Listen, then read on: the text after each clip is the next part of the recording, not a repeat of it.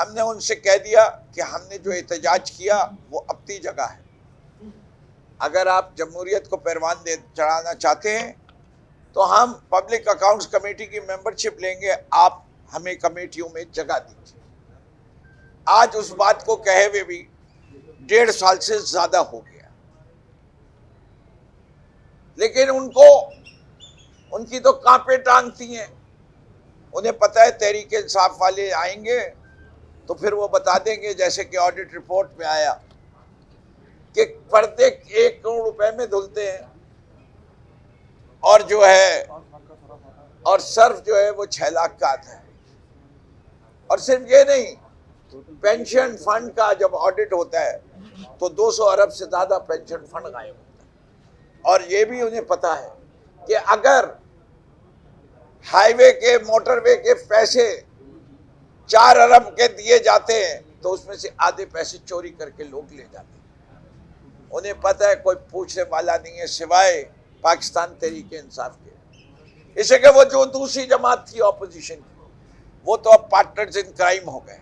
उन्हीं ने तो, जो ख्वाजा इजार साहब ने तकरीर जिस वक्त की तो ऑपोजिशन की तरफ से थी, लेकिन उन्होंने यही सोचा कि अब उस पर खुद अमल कर लें। और आपको अगर याद हो उनकी मशहूर नज़म आओ मिलकर खाते, तो आजकल MKM और पाकिस्तान पीपल्स पार्टी ने यही काम शुरू किया है। आज इतना बड़ा मामला हो रहा है इस शहर कराची में, एक इंजीनियरिंग स्टूडेंट को मार दिया गया, उससे पहले एक बच्ची को कत्ल कर दिया गया, रेप हुआ माइनर का, और law and order situation bar bar deteriorate हो रही है, लेकिन खड़े होके पॉइंट ऑफ ऑर्डर पे ये सुनने को तैयार नहीं, सवाल के लिए तैयार नहीं। हमने आज कोरम पर इसलिए पॉइंट आउट किया कि ये हम एहतजाज करना चाहते थे। 2.25 अरब रुपए 1 अरब 75 करोड़ बिलावल जरदारी साहब ने बैरूनी दौरों पर खर्च कर दिए हैं। यही 2.25 अरब अगर सिंध के तबाह हाल बर्बाद सलाम मुतासरीन जो आज तक बेचारे रुले पिटे हुए हैं उनके ऊपर खर्च कर दी जाती, तो किसी को कंबल मिल जाता, किसी का घर बन जाता, किसी को रोटी मिल जाती। 2.25 अरब रुपए खर्च कर दिया। और हमारे वकास साहब आपने ज़बरदस्त रिपोर्ट दी है कि सिंध हाउस के 15 लाख में पता नहीं 7 लाख के सर्फ आ गया, 10 लाख का चावल आ गया, लेकिन सिंध हाउस के अंदर जो खबासत है, सिंध हाउस के अंदर जो मैं कहना चाहूँ गंदगी फैली हुई है, वो अरबों रुपए से भी साफ नहीं होगी, चूंकि उसने सिंध हुकूमत का चेहरा परागंदा कर दिया है। सिंध हाउस को जिस गंदे काम में इस्तेमाल किया गया, 15 लाख या 15 करोड़ भी खर्च कर लें, सिंध हाउस साफ नहीं हो सकता। वो जिस जुर्म में सिंध हाउस शामिल रहा वो उसके अंदर वो पैसों से साफ नहीं होगा। बिलावल साहब लंदन फिर रहे हैं, मुराद अली शाह साहब न जाने कहाँ मौजूद हैं, और सिंध की अवाम लावारिस हैं।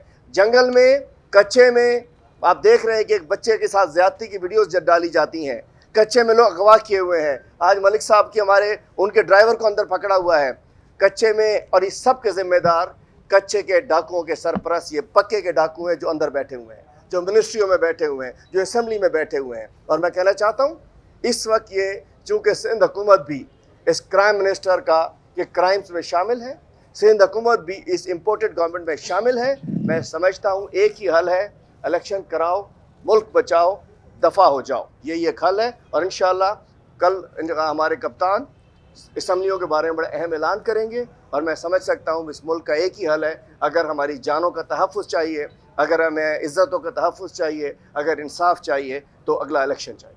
हम ये डिमांड करते हैं सिंध गवर्नमेंट से, असम्बली के फ्लोर पे भी ये इशू जो है ये रेस किया गया, लेकिन इसका अभी तक कोई तदारुक नहीं किया गया।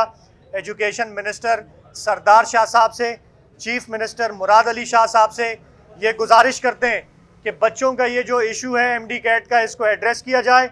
इस वक्त हज़ारों की तादाद में बच्चे जो हैं वो इससे अफेक्टेड हैं और वो सरापा एहतजाज हैं। हम उन बच्चों के साथ बहैसियत इंसाफ स्टूडेंट फेडरेशन हम उनके साथ खड़े हुए, हमने लीगल नोटिस भी भेजा, हमने केस जो है वो अदालत में भी किया, लीगल नोटिस भी सर्व किए हमने। हम ये केस इंशाल्लाह अदालतों में भी कंटेस्ट करेंगे और स्टूडेंट्स के साथ खड़े होंगे इस पर। बहैसियत इंसाफ स्टूडेंट फेडरेशन, बहैसियत तहरीक इंसाफ, हम इनके साथ हर फोरम पर भी खड़े होंगे, असम्बली का फोरम हो, अदालतों का फोरम हो या एहतजाजी फोरम जो है वो ग्राउंड पर हो।